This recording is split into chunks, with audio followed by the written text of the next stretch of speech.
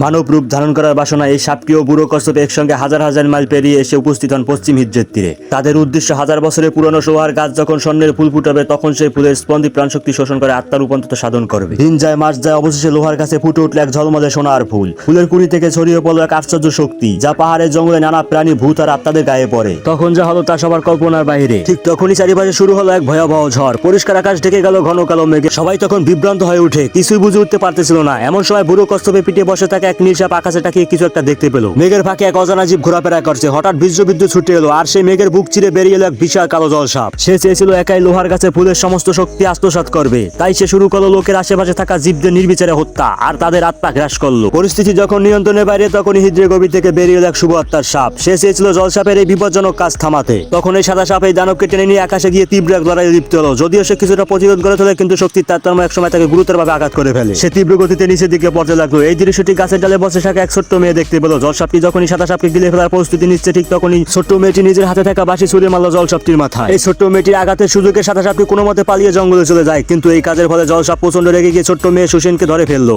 তাকে প্রায় গিয়ে ফেলতেই চেয়েছিল। ঠিক তখনই একজন বৌদ্ধ সন্ন্যাসী হাতে ধ্যানের লাঠি নিয়ে উপস্থিত হলেন। তার হাতে ধরা সোনা পাত্র ও গায়ে থাকা গেরুয়া বসনে বোঝা গেল তিনি আর কেউ নয়, স্বয়ং ভাই। এরপরে কি হলো তা দেখার জন্য এই ভিডিওটা একটু লাইক করো এবং চ্যানেলটি সাবস্ক্রাইব করে বেল আইকন বাজিয়ে রাখো, যাতে এই চ্যানেলের ভিডিও সবার আগে দেখতে পারো। আর হ্যাঁ, এই ভিডিওর পরের অংশ দেখার জন্য অবশ্যই কমেন্ট বক্সে পার্ট 2 লিখে যাও।